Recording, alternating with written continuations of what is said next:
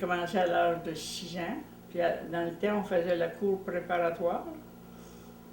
Puis ça, j'ai fait mon primaire dans une petite école de Rennes, là, qui avait de la première à la 7e année. On était une trentaine d'élèves dans la classe.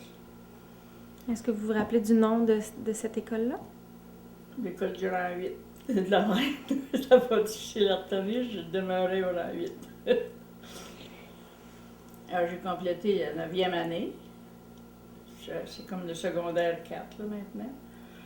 Puis pendant les vacances, j'allais à l'école normale un mois pour avoir la permission d'enseigner parce que j'étais pas diplômée, mais on manquait de professeurs, fait qu'ils me donnaient la permission d'enseigner.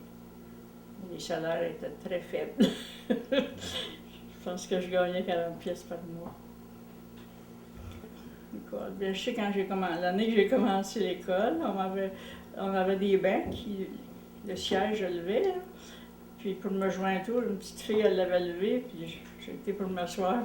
Je me suis cogné le nez, puis j'ai saigné du nez, puis moi j'ai peur du sang, j'ai presque perdu connaissance. Et puis, pour ça, ça c'est le primaire, jusqu'à 7e.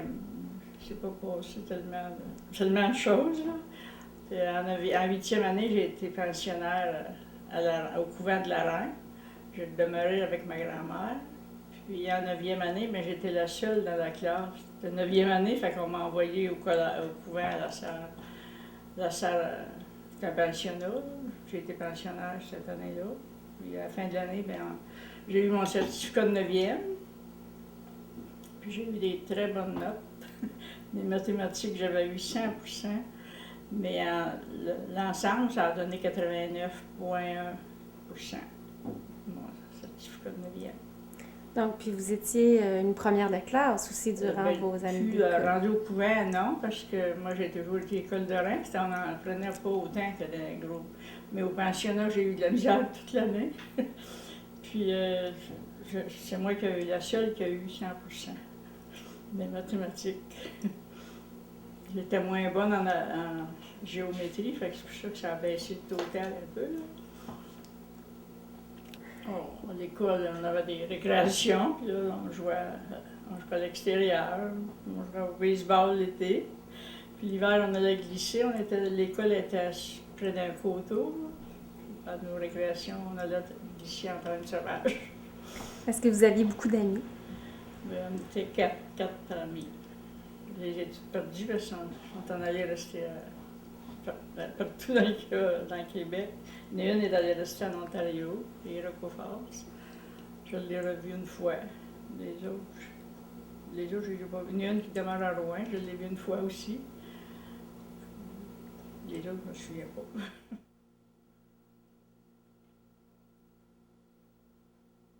Ah, c'est ça, j'ai plus difficile à parler. Bon, on va essayer. Donc, si vous pouvez... Un vrai amour, là, j'avais 18 ans, je crois. Puis je l'aimais beaucoup. Puis là, je me suis rendu compte qu'il me trichait. Fait que là, j'ai écrit une belle lettre. Je l'ai fait pleurer. Puis je l'ai laissé. Et puis après ça, ça a été mon mari qui était le deuxième. Donc, ça a été, là, finalement, il y a eu le premier amour, puis après ça a été après ça a été rencontre. mon mari. J'ai sorti 2 ans avec lui. Puis on se voyait pas souvent, parce que l'été, il s'en allait à Québec. Mais l'hiver, j'ai travaillé dans un chantier pour mon oncle, puis il travaillait là, lui. Puis on se voyait plus souvent là.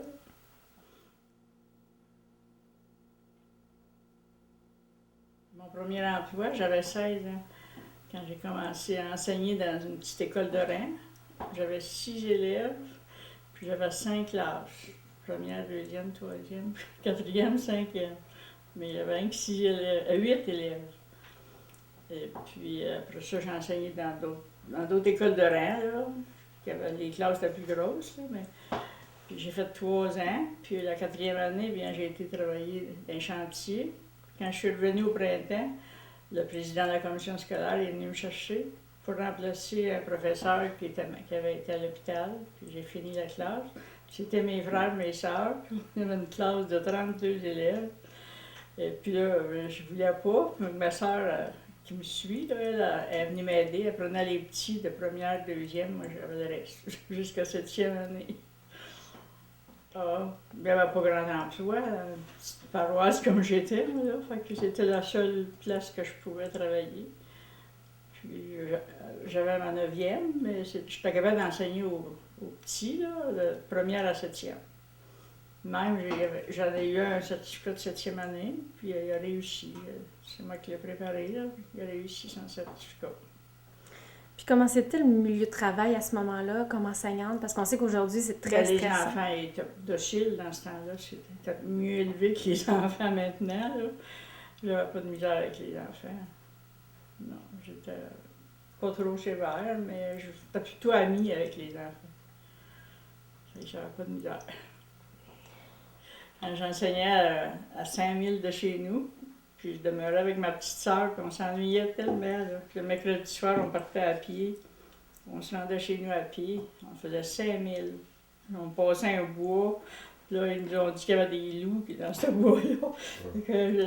On avait peur, mais on s'ennuyait assez qu'on passait ça, ce bois-là. Le lendemain, les parents étaient obligés de nous reconduire en voiture. Il y a le cheval, il venait nous reconduire. C'est à peu près. Les autres années, j'enseignais plus proche. Puis là, je m'étais habituée, je m'ennuyais moins. J'avais vieilli un peu. Puis je demeurais toujours avec un petit frère ou une petite sœur. J'étais jamais toute seule. C'est ça. Je ne vois pas d'autre chose. Pas grand place qu'on pouvait sortir, mais dans ce temps-là, il y avait des soirées qui se faisaient dans les maisons privées, des soirées de danse. Je faisais danser tous les samedis soirs. Puis j'ai jamais perdu le goût. Encore aujourd'hui, vous allez danser? Je vais danser le jeudi soir. C'est pas les mêmes danses, là. Dans ce temps-là, c'était des 7 carrés qui avaient ça. Puis là, maintenant, moi, je danse des danses de ligne, vu que je suis seule. Fait que je vais continuer pareil. C'est mon seul exercice parce que je suis pas bien sportive. Fait que c'est mon exercice. Ben, après ça, je me suis mariée. Je me suis mariée, j'ai retravaillé, j'avais 40 ans. Ma famille était élevée. Les enfants à la petite école. Là, je m'ennuyais chez nous. Je me trouvais inutile à la maison, fait que j'ai retourné travailler. À 40 ans, j'ai travaillé jusqu'à 49. J'ai travaillé 9 ans, oui. J'ai travaillé, le premier emploi, c'était sur la rue Hochelaga. C'était du cuivre. On testait la grosseur de fil de cuivre. Puis après ça, j'ai travaillé à Hop Canada, à l'Assomption, où ils font les réfrigérateurs, les poêles. J'ai travaillé 9 ans.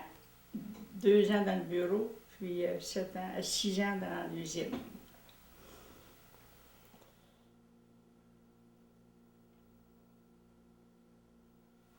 Ah, ben, j'avais des amis, là, je pensais plus tard, je vais fonder un foyer, je vais avoir des enfants, puis il n'y avait pas d'autre chose qu'on pouvait faire quasiment. Ma meilleure réalisation, c'est mes enfants. J'ai pas eu fait grand-chose de spécial. Là. On a eu 4 enfants, puis on a été heureux. Puis maintenant, j'ai 8 petits-enfants, 3 arrière-petits-enfants. Puis là, je voudrais vivre encore quelques années pour les connaître. Parce qu'il y en a encore des petits bébés, là.